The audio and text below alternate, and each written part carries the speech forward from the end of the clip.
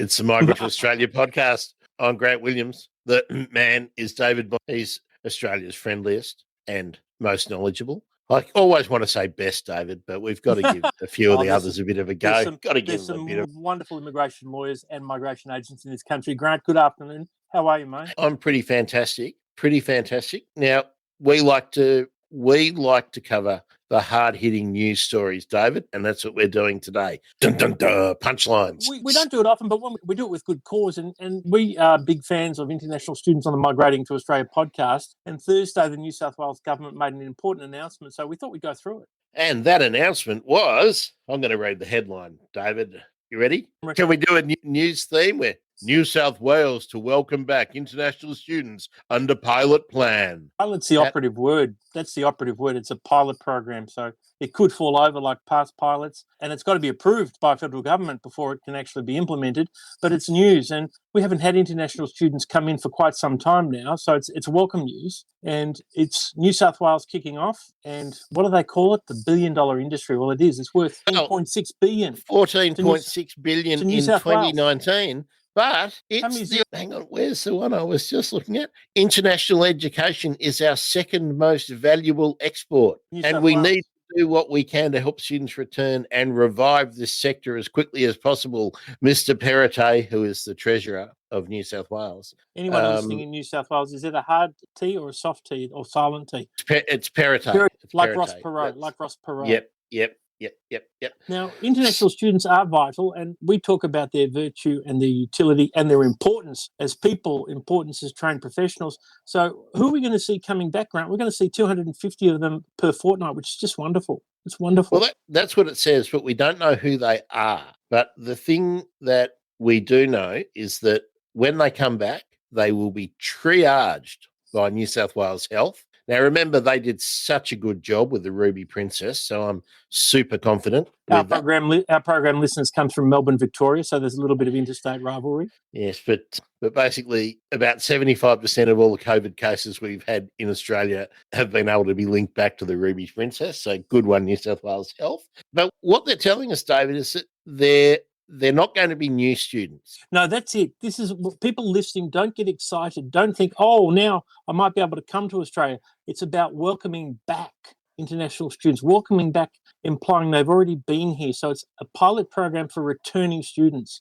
People who left, got locked out for whatever reason, are now going to be allowed to come back incrementally, 250 people per fortnight in New South Wales. I suppose if it's a successful pilot program, Adelaide, Melbourne, Canberra, Perth, Darwin will follow. I hope they do, and I hope the program's a success. Even though they have said that it's happening, and I'll just read this sentence because this is where we can speculate based on what they've put in the press release, David. New South Wales Health would triage arriving students and direct them to quarantine at a specially approved student accommodation at no cost to taxpayers. The first of these sites has been chosen with contract negotiations well advanced. Now, I also looked at another one of the interviews that was done around this, and they have been clear that students will not be going into the current hotel accommodation setup. Nor the quota. Yeah. They're outside the quota, nor the quota. And it says to specially approved student accommodation. So my speculation is that will be colleges at universities that already exist, or more likely places like Student Lodge, which is hotel style, unit style, separate floor accommodation already set up in the cities. I think you're on there, Grant. I think you're bang on. And because they've said it's been contracted, the first of the sites has been chosen with contract negotiations well advanced. I doubt that they'll want to deal with 59 different residential colleges around the country. I think they'll deal with one provider, and that would be Student Lodge. The biggest provider of student accommodation in the country. Makes good sense. Yep, that's going to be my guess. And what they probably will do too is prioritise those who are studying medicine, nursing, IT, social work, COVID education, training and education in qualifications that will allow those qualified to fight COVID, rebuild the economy, make those who have been affected by COVID better. So what I'm saying in a rambling kind of way is they'll prioritise most likely medicine, nursing, IT, social work, any occupation that can advance the fight against COVID at an economic or physical level, social level. Or I'll speculate again, they might not do the selection based on the course. They might have a look at the individual students and those who have been working in hospitality or health or aged care will be prioritised because they're the industries that are screaming the loudest for they need the staff, and a lot of students were working in aged care and obviously in hospitality. So again, that's speculation, absolutely. But I personally, speculating myself, I do believe they'll be focusing on occupations and professions that will enable us to recover in a faster, more effective fashion to COVID than would otherwise be. So I do think that we'll see lots of people locked out. I mean, I received communication earlier today from a client who's locked out in the medical profession. So people are still wanting to come back, trying to come back. I think that those are the occupations. And what you mentioned, the only thing I'd say about hospitality, it's going to be for universities. I don't think it's for private colleges yet, Grant.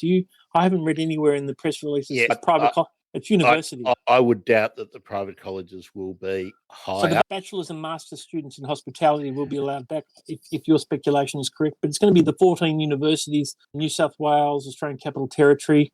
I read the number 14, so I don't know if New South Wales and Canberra ACT have got 14 universities. They've got a few, but two. It's got to be approved by federal parliament. How long federal parliament take to approve?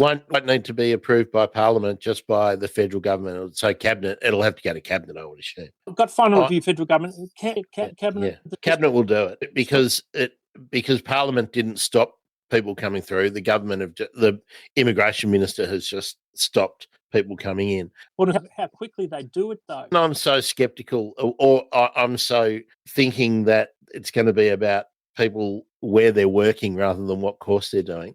The first paragraph of the press release talks about they've got to kickstart the $1 billion industry.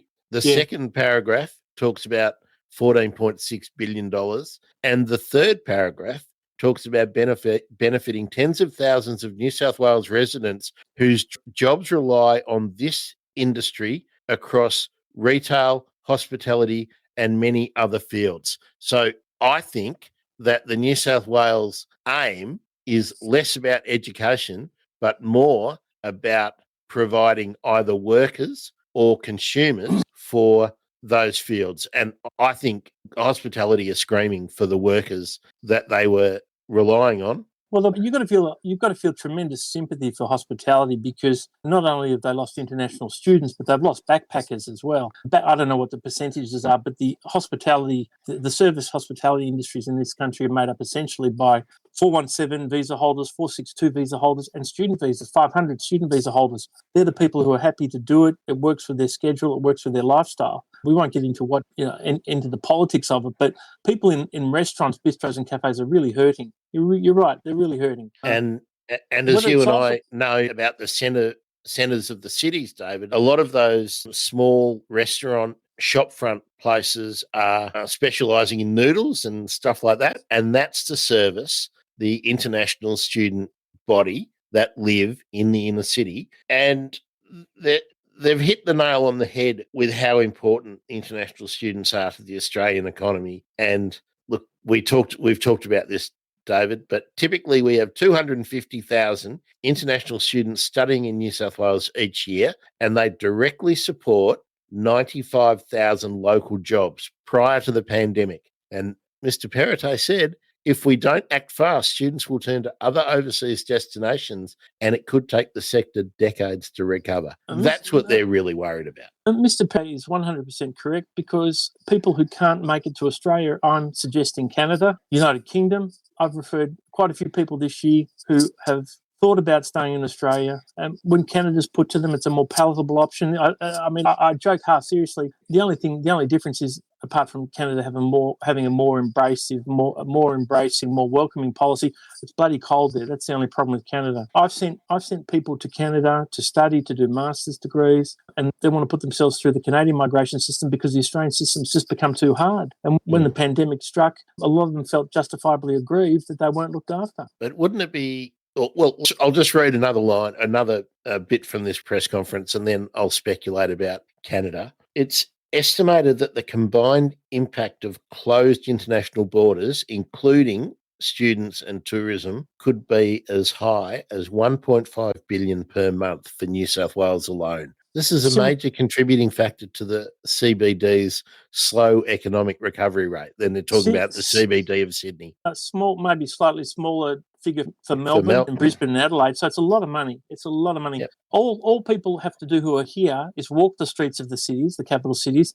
and see how they're lacking in life, in ambience, because we don't have our international students here. They bring tremendous life and vitality to the cities, and we miss them dearly. If they come back, I want to see how the program goes. I hope it kicks off in a timely fashion, and the success of Sydney's prompts Victorian and South Australian, West Australian governments of the rest of the country to follow suit. Whether they do remains to be seen. Well, if it's for mid-year, it has to kick off within 6 weeks. It needs to be clarified probably within a fortnight, because I'll have to organise the flights. And you talk about, and they're going to be chartered and commercial flights, and the universities are going to play presumably some role in the financing of their quarantining. And the press release doesn't elaborate on who will foot the bill to fly them in, who will foot the bill for the chartered flights, but the unis will pay for the quarantine. They will pay for the quarantine, the press release says.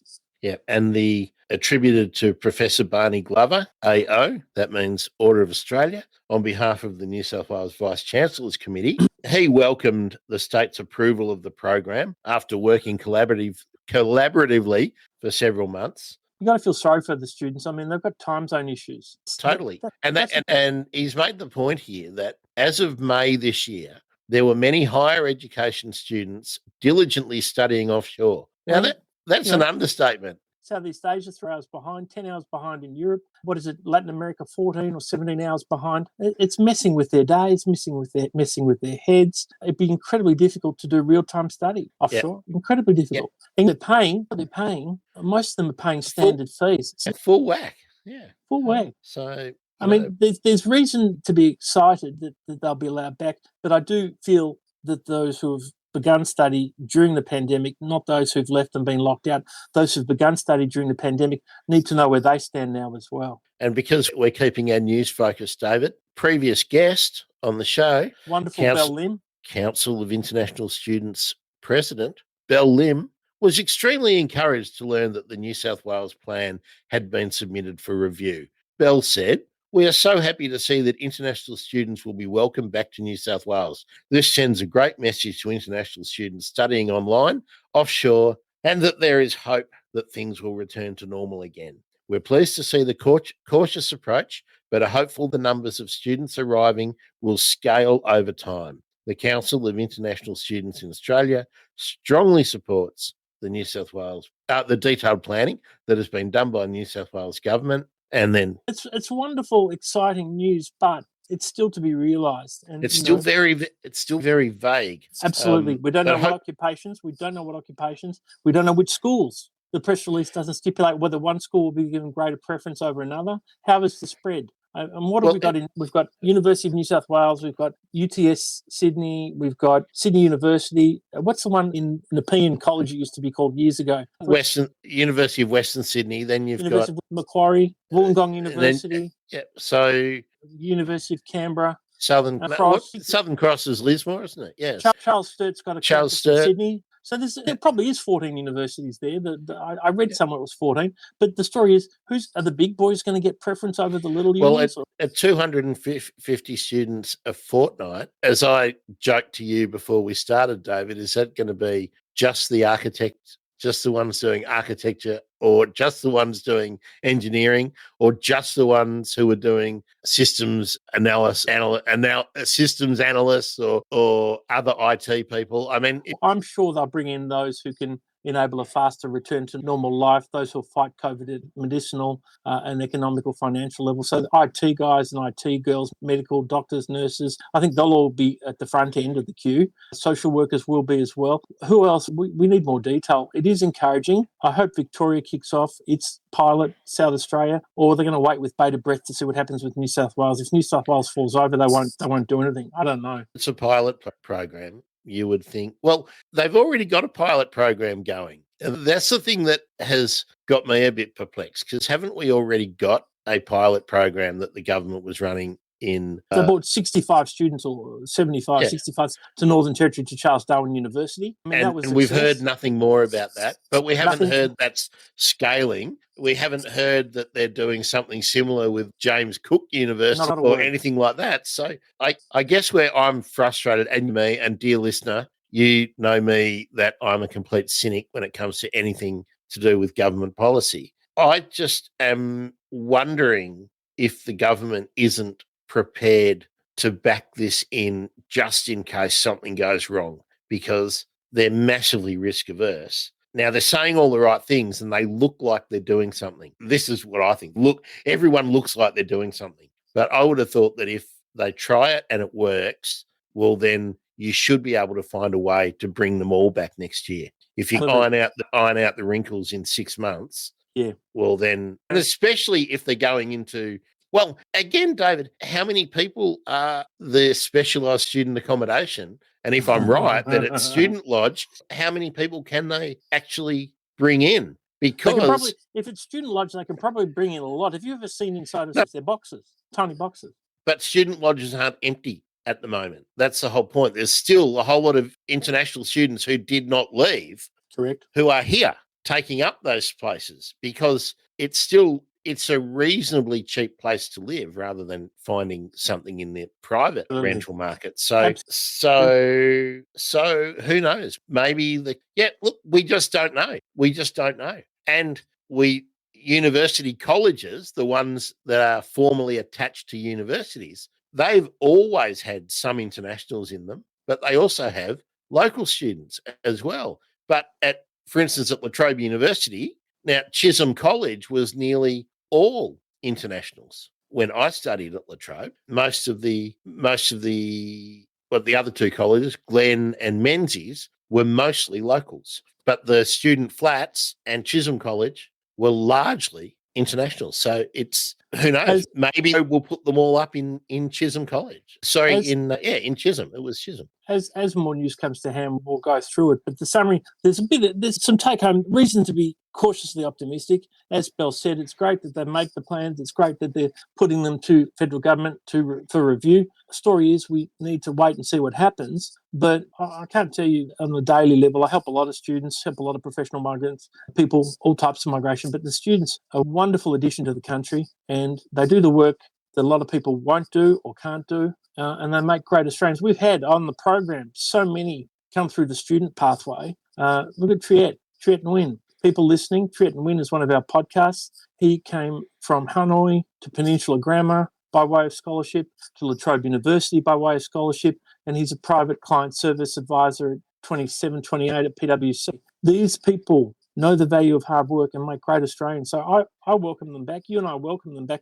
We'd like the more the merrier in terms of international students. How it goes, though, well, I hope Victoria follows. Do you think they will? I haven't read anything about them, anything encouraging for quite some time in this state. Or South Australia's program fell over. What have you heard, Grant? Well, I haven't heard anything that is anything more than gossip or scuttlebutt. And the pilot to South Australia mid-year fell over, or about 6 months ago fell over. But there's going to be a dedicated quarantine facility set up in Victoria by the end of the year. So that is positive news. Now, if that means that some places in hotel accommodation in Melbourne opened up for maybe, let's say, 200 a fortnight or 500 a month or whatever number they pick out, if that was open to international students to come in and quarantine, that'd be great. But if my speculation is right, that New South Wales is using someone like Student Lodge, well, then obviously that could roll out into the capital cities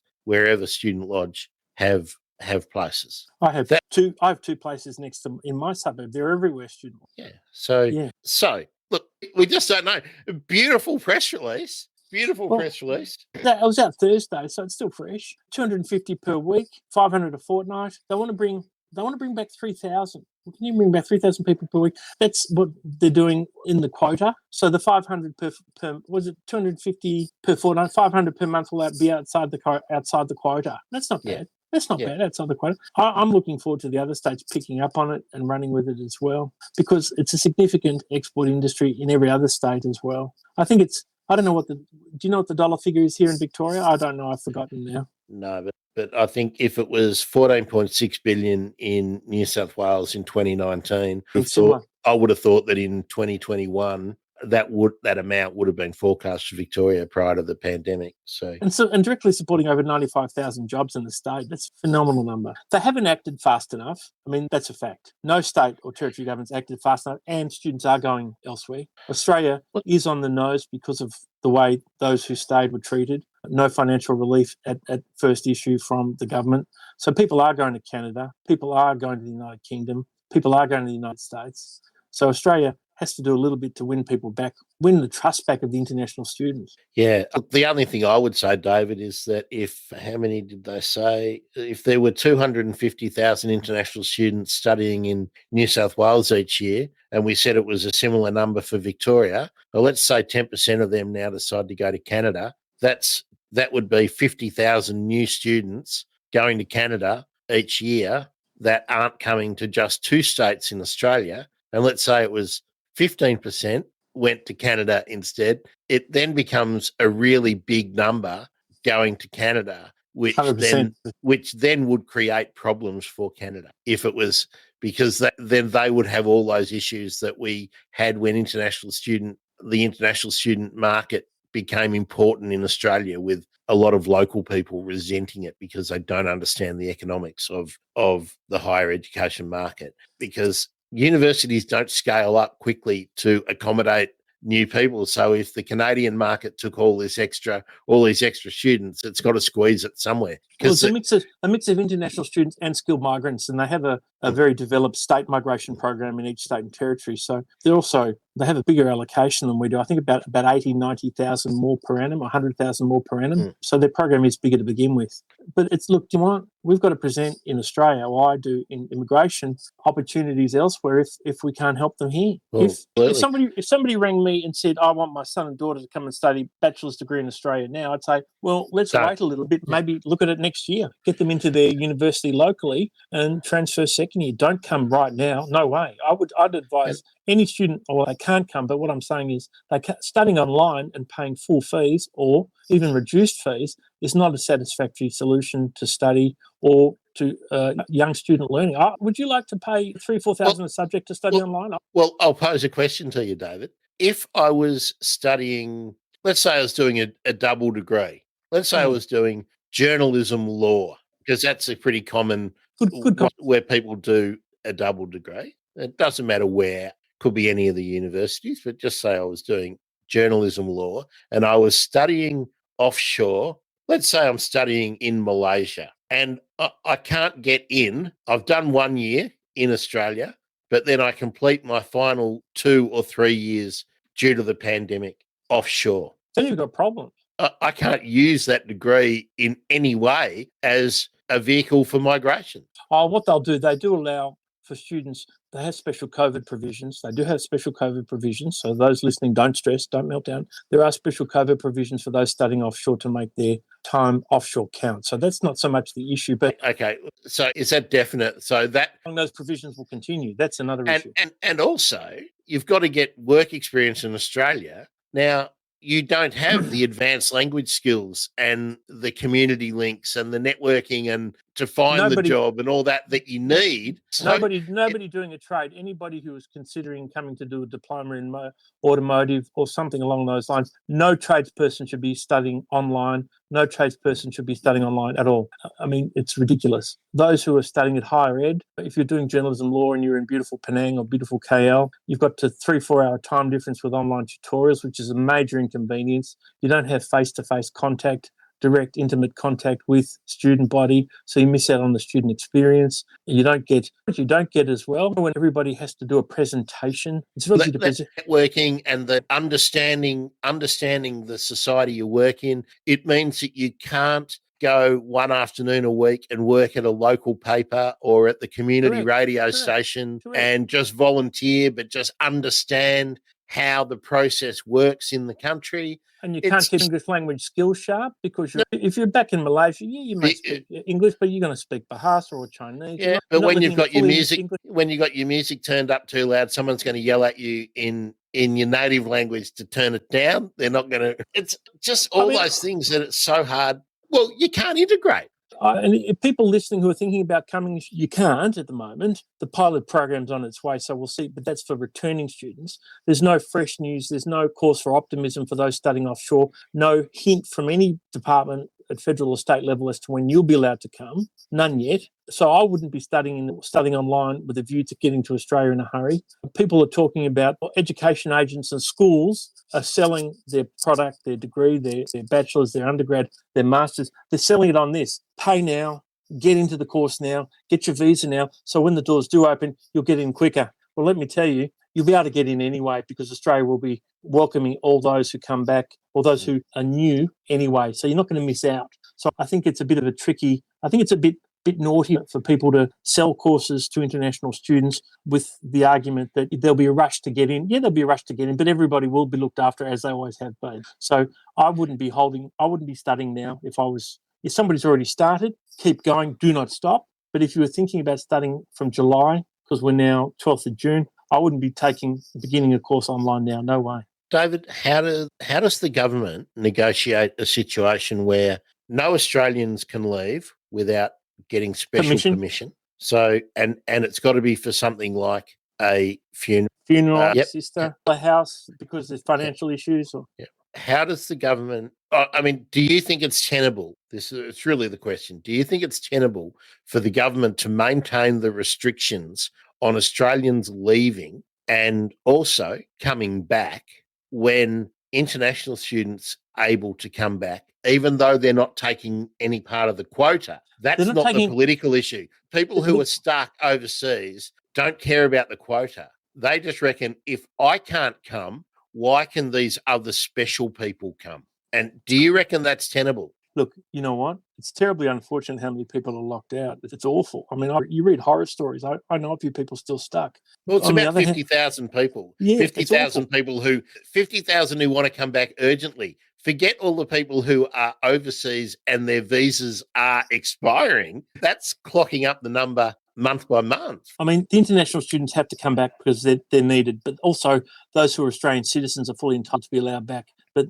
the only reason they're not back is because they can't afford the ticket back and there's no repatriation space. No flights. Well, how many flights have we had? 4, 5 the last 2-3 weeks? But you said they can't afford the tickets. But that's a function of there are no flights. I've got people coming back. I still have clients coming back all the time. I've got clients coming back I've got clients coming back next week because they can afford a ticket. But they must be coming from somewhere like London or from the US or Singapore. Correct. Yeah, because there are no other flights. Like if you want to come back from South America, you can't. You've got to get yourself to Los Angeles or San Francisco. Yes, you have to get yourself to the UK, but to the US. Not easy. But there's restrictions in all sorts of countries all the way around the world. So people are getting stuck. Absolutely. I mean, and it's a movable feast. God knows what's going to happen with the new variant out of Thailand we were talking about off air. It doesn't end. But look, the thing is, it's terribly unfortunate those who are locked out and trapped in places that they can't get out of. I don't know how the Australian government's going to solve that. No idea. But we do have to welcome them back because they are an essential part. The international students are an essential part of they're an essential part financially, socially. I mean, you and I are friends and I sponsor several groups. They're great young people and they make great Australians. So we can't neglect them, and they're out of the quota, so they have to come back and they're paying to come back. But I do feel tremendous sorrow and sadness for those Australian citizens, permanent residents who are locked out, who get back. I don't know how they're going to be solved. We read about that couple. Have you read about that couple coming back by boat from Chile? They got the three of them. They've been deckhands on a boat, and the captain. Oh, yeah, that's right. And the government were very unhappy with them, but they hadn't broken any regulations because the regulations are only stopping people coming in by air. Now, where was Napoleon exiled? Elba. I think it was in Elba that they're drunk Panamanian captain, and they're looking for a new captain. But there've been some creative ways to come back. How people come back from South and Central America, though, without going via Los Angeles, San Francisco, Santiago. People are getting out of Santiago. There are flights out of Santiago. Thank God we don't have to make a decision on solving the issue. Absolutely. But we can't stop international. We have to welcome international students back, facilitate their return, and remind those who are unhappy they are outside the quota, so they're not counted. But as you said, people don't care who are trapped, who are Australian. But, what do we do about it? And I don't have an answer. No one does. look, I'm 5 weeks away from getting my second jab, so then I'll be fully immunised. But I reckon that a couple of weeks after that, we'll get the news that there's a new variant that is resistant to the vaccine, and I'll be unvaccinated. It's time for a new booster.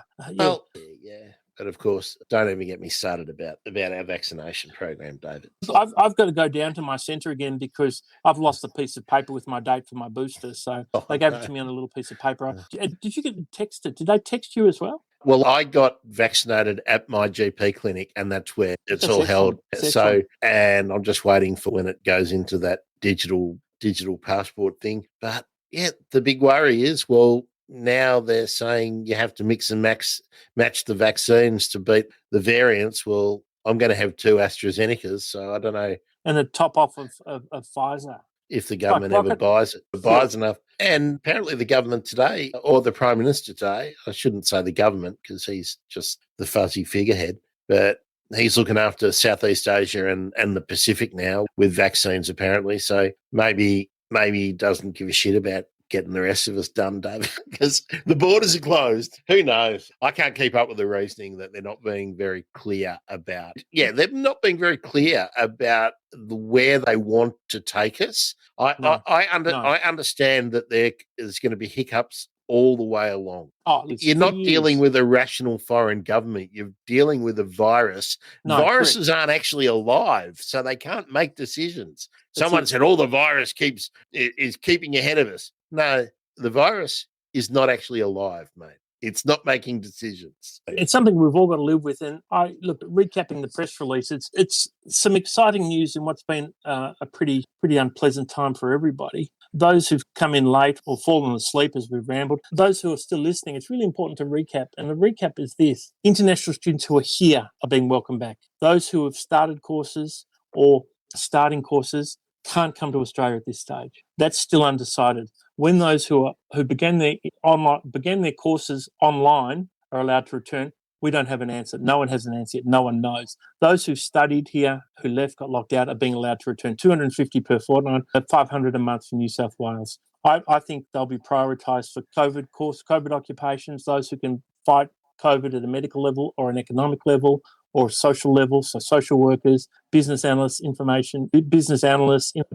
I need a coffee, Grant, system analysts, network programmers, software developers, IT people, social workers, doctors, nurses. I think they'll be prioritised, those occupations. You raised a very interesting issue that hospitality sector screaming out for labour. So probably in all likelihood, those doing hospitality courses may be welcome back as well. It's a start, and we've got to celebrate a start. Whether it falls over or not remains to be seen. Well, let's hope it doesn't. Yeah, we just have to say stay tuned, because when there's more information, we'll obviously bring it to you. Hopefully we can do more than talk about a press release.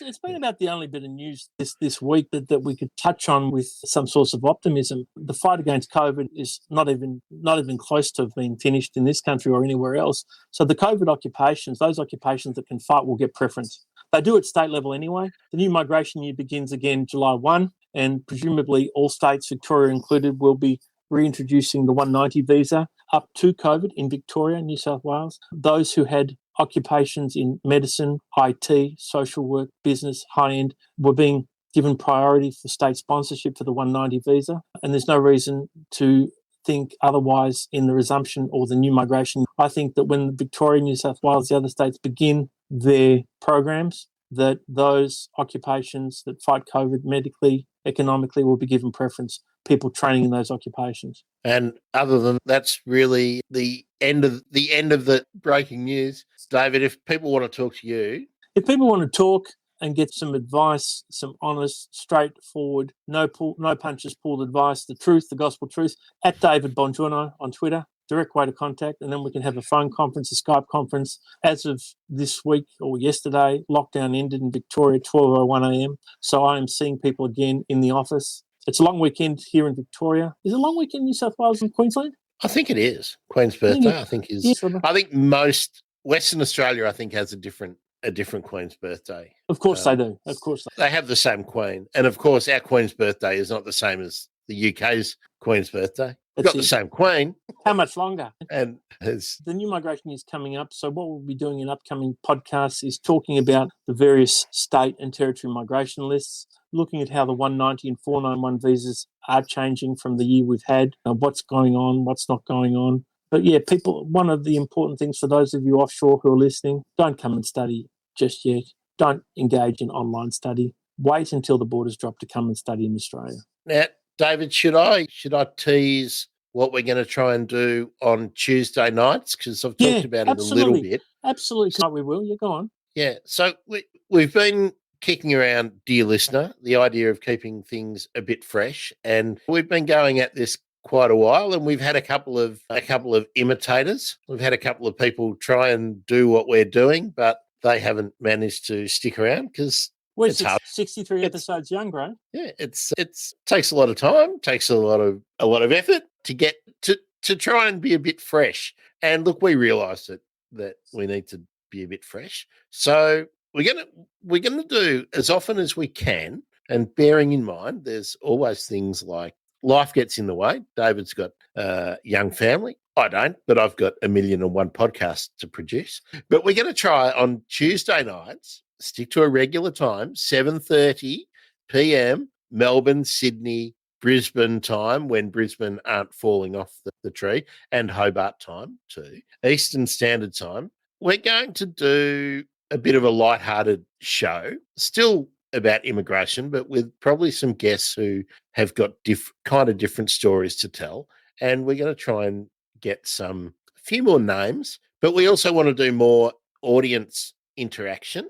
So if you have questions, or you want to raise some issues, or you want to tell me that I need to get a haircut, Tuesday night is going to be the kind of place to do it. And we'll just see how it goes. So you will be able to check us out on all the places we usually stream. So that will be Facebook, YouTube, Twitch, although we're not going to Twitch today. And you can join in comments and whatnot. And I'm working on getting the website set up so that you can actually come in and join us face to face, so to speak. And yeah, so that's just all I'm teasing, David, that people, if they're interested in being a bit more involved, that would be a good way to do it. Fantastic way. And we could have a couple of our friends join us. Banny would be great to have live. Yeah, it's Banny. And actually, that's probably not a bad idea. Sometimes when we're looking for guests, we're often looking for a story or something that we haven't done before, or an interesting progression. But there's a lot of people we know who watch all the time, listen all the time, may not have anything really compelling to say, but maybe just want to hang out and talk to us. Next Saturday, we have a brilliant Iraqi engineer who has just won at the Administrative Appeals Tribunal his protection visa, and he's going to be a real joy to talk to. Fascinating man, deeply intelligent, highly intelligent Iraqi engineer. We've never had anybody from Iraq. We've had people from Iran, plenty of people from someone who... You didn't want me to go down the refugee or protection sort of path, but had to with this gentleman because he's deferred his PhD at a particular university and is working in the industry as an engineer. And what Iraq and Iran do produce are world-class engineers, and he is world-class. He sought protection because he helped the Americans during the war, and he's a fascinating man. So I'll leave it. That's my little tease for next Saturday. Well, he's very lucky because at the moment we're not doing anything to help the Afghanis who helped the Australians. So we won't talk about our SAS or the way our government chooses to help those or not help those who assisted us during that war. But David, I'm trying to reach out to someone who's been doing some great work with refugees that I'd love to speak to on a Tuesday night, where perhaps we can talk about some of these issues rather than the way we do it on a Saturday. So yeah. So and everybody, it's probably only Ted at the moment listening. How are you, Ted? Hello. In joke, one of our regular correspondents. A friend of the podcast, a friend to us, a very staunch advocate of the program, and we thank him for that support. So we'll just try and make Tuesdays a bit freer, and maybe the Tuesday shows will never make it into the podcast feed. Maybe they'll just remain out there in Streamland, and that you could pick them up on the YouTube or the Facebook channel pages or That's when people will see that we've got great heads for radio. well, exactly. Well, that's right. You got a shiny head today, David. I shaved it for the podcast. That's why I wear these headphones. I can hide it. Well, I like to think I look younger with a shaved head. You don't see the grey. Have a good long weekend. Happy Independence Day today. It is Independence Day in the Philippines too. You're right. Yeah. Very good. Well, how do we say that in Tagalog? I don't know. Tagalog. I just don't know.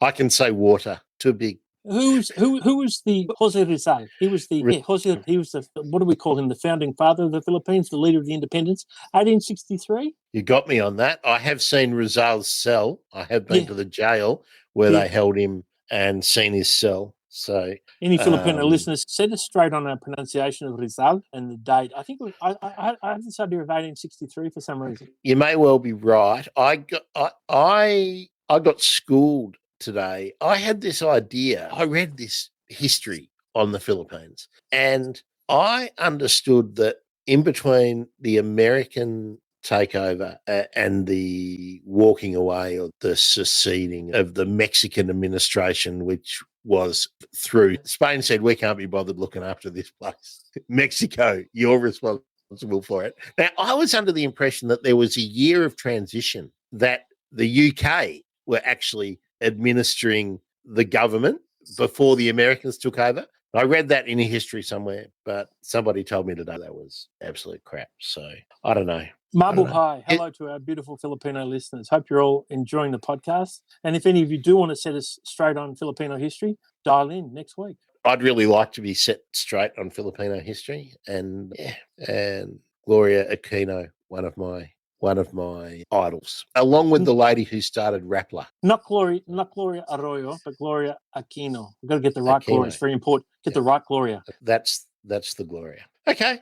Thanks, Jeez. Rambled at the end there, David. We might cut it down to 52 over the last 3-4 minutes. Well, when I cut out the ums, we'll probably lose 2 minutes. Thanks, everyone.